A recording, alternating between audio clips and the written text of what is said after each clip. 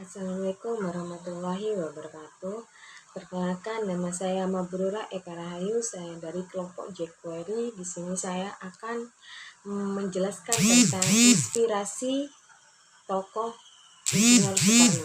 Insinyur Soekarno atau sering dipanggil dengan Bung Karno merupakan salah satu tokoh besar pendiri bangsa Indonesia dan pahlawan nasional Indonesia. Rakyat Indonesia banyak menyebutkan sebagai Bapak Proklamator karena ia adalah paling berjasa dalam memproklamasikan kemerdekaan Indonesia pada tanggal 17 Agustus 1945. Di masa sekarang tidak banyak anak muda yang mengetahui perjalanan hidup Bung Karno melalui dari lahir hingga wafat. Oleh sebab itu, di sini tulis memaparkan perjalanan hidup Bung Karno serta memperjuangkan dalam mewujudkan kemerdekaan Indonesia.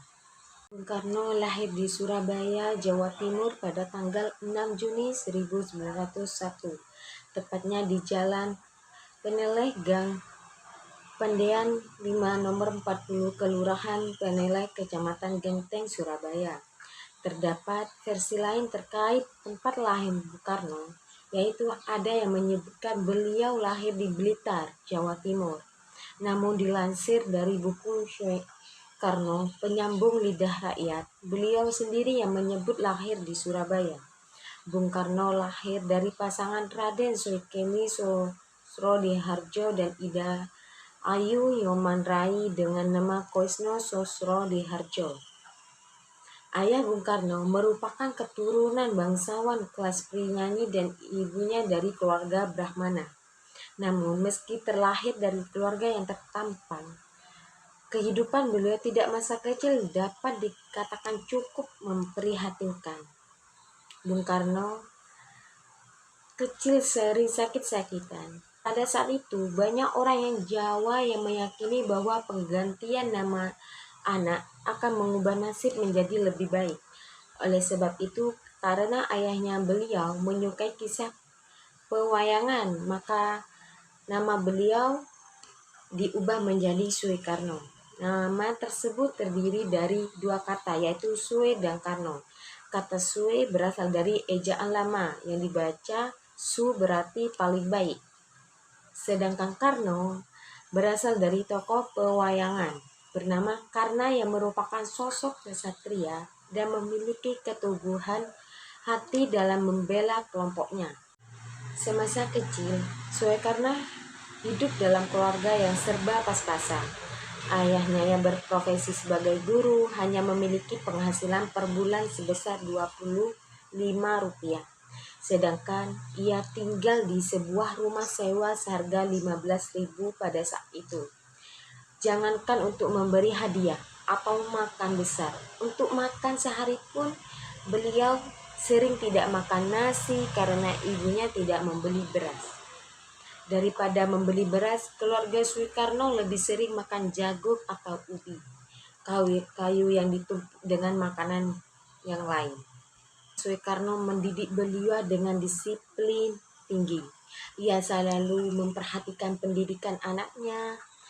Soekarno memulai jenjang pendidikan sekolah dasar atau dulu disebut dengan Sekolah Rakyat (SR) pada tahun 1907 di Tulungagung, Jawa Timur. Di sana ia tinggal bersama kakeknya yang bernama Raden Hardjo Kromo. 1 tahun kemudian, tepatnya pada tahun 1908, Soekarno pindah sekolah dasar di Holles Island School (HIS). Selanjutnya pada tahun 1913, Soekarno melanjutkan pendidikan di LLS. Setelah menempuh pendidikan dan lulus dari LLS, pada tahun 1916, beliau melanjutkan pendidikan ke jenjang sekolah lanjutan tingkat menengah, yaitu HBS di Surabaya. Disinilah beliau bertemu dengan Raden Haji Oemar Said Djokro Aminoto yang merupakan salah satu pemimpin organisasi pertama di Indonesia, yaitu Masyarakat Islam pada tahun 1921, Soekarno lulus dari HBS langsung melanjutkan pendidikan di PHS yang sekarang lebih kenal dengan Institut Teknologi Bandung (ITB). Pada tahun 1926, Soekarno lulus dari THS dan berhasil memperoleh gelar insinyur. Sekian inspirasi tokoh pemimpin dari Insinyur Soekarno. Mohon maaf jika ada kesalahan kata. Wassalamualaikum warahmatullahi wabarakatuh.